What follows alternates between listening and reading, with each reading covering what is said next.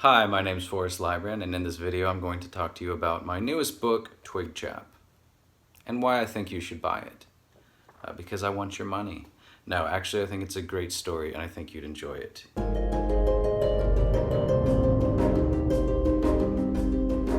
So at this point I've written quite a number of books. I've written a young adult fantasy trilogy, which I'm not super proud of and don't really talk about that much, but it's still out there if you want to find it.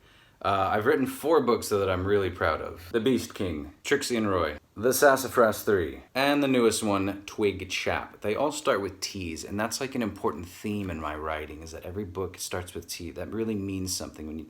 When you sit and ponder it, you'll figure out the mystery of the T. No, it's just how it goes, especially when 3 of the books, or 2 of them start with the. Anyway, so Twigchap. I wanted to write a really tightly plotted book. This is only 6 chapters long. It's all the events are very consequentially related to one another. It's not a lot of slow world building. It's not a slow entry into the story either. It's just kind of like, here's this character, this situation happens, there's this call to action for him, blah blah blah blah. It's all the boring mechanics of storytelling, but it's what really pays off when you follow them. My other stories are fun, and I think they're well plotted as well, but they've got some fluff, they've got some bloat, and Twigchap is, it's pretty clean as a whistle in terms of plotting. It's also a return to the world of Trixie and Roy. A few of the characters in Trixie and Roy show up in Twigchap, which is fun. Trixie and Roy is sort of like The Lion, the Witch, and the Wardrobe and Wizard of Oz, where human children go to the fairy world. Twigchap, I don't do with that. There are no children, there's no real world transition or anything like that. It just starts in the magical made-up land and the adventure begins. Another reason I think Twigchap is great is because it's some of my best illustrative work. I hopefully am getting better every time I draw something new. So this being the most recent thing I've written, it stands to reason that the pictures are better than ever. But anyway, I'm pretty proud of them. I think it's a lot of fun, a lot of different stylistic choices. Look at that, you got leaves blowing across the page. That's pretty cool. So I'll try to say what Twigchap's about without ruining it. It's about this fellow, Wasper. He's a hob. He's a bearded, sort of gnome-esque type of fairy tale creature fellow, citizen.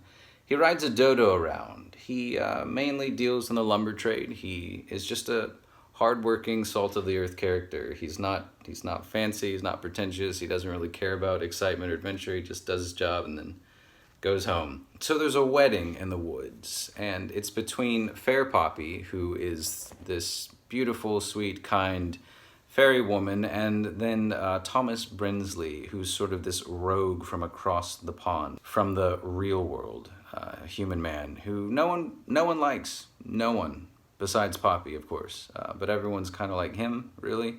So they're getting married, and something happens at the wedding. A person goes missing, in a sense. They are kidnapped. And not so ironically enough, no one really cares to rescue that person. None of the hobs or gnomes or talking animals are particularly interested. Wasper is kind of cajoled into being part of the search party and the search effort, which he's okay with, actually, as long as he's paid for his time. Because again, he's just all about the work. He's just all about being a professional.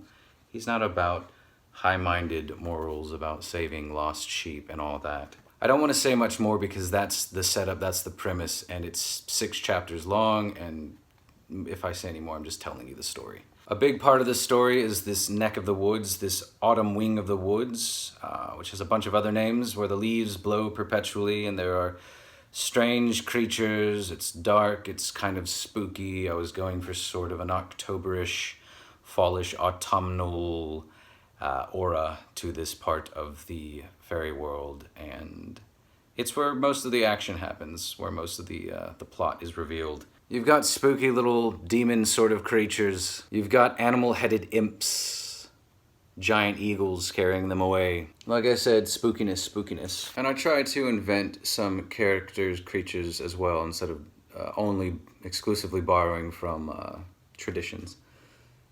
Here you have a Cavie, and he's not a caveman, not a Neanderthal kind of thing. He's he's sort of like a little child, in a way. The Cavies live in caves, they wear animal skins, they have clubs, all that good stuff, but they're roughly as intelligent as the other characters. They're just kind of excessively superstitious and a little hyperactive, and this fellow might sort of be based off of some children I've known or grew up with or was related to. You have another player in the story is Van Flax, the roustabout wizard. He's a wizard for hire. He'll clean out the rats from your cellar. He'll do kind of mediocre work with his magic, and it doesn't always really work necessarily.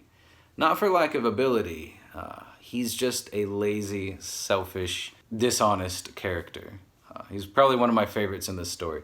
There are quite a number of characters in here who I really actually liked writing. I tried to stay away from writing a bunch of Boy Scout do-gooders and have more cynical or worldly type characters that are like Wasper, they're out for money, or Van Flax, who it's kind of impossible to keep up with his motives.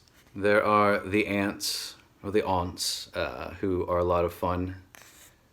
Strange little ladies on stilts. It's a very Lewis Carroll-esque interaction with those three. I don't know, when I try to write these stories, even this one, which I keep emphasizing is like tightly constructed and plotted, and you know, it doesn't wander off the beaten trail so much. Even so, even with a small story like this, I try to throw as much as I can against the wall. I try to really just fit as many characters and moments, motivations as I can. Because it's a fairy tale story, so it's fun that you turn the corner and there's 3 women wearing giant dresses on stilts. Or there's a wizard sitting against a tree wearing garb from the 1600s, smoking a cigar, who won't give you the time of day. Or there's a tiny caveman running through the grass with a club, screaming about something. Or some giant man who's like all beard, whatever the heck these guys are.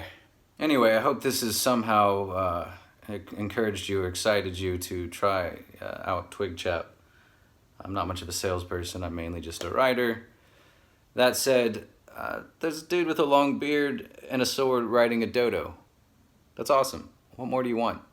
There's a link to the book in the description below, or whatever. And if that story doesn't interest you, like I said, there's a bunch of other ones, so take your pick.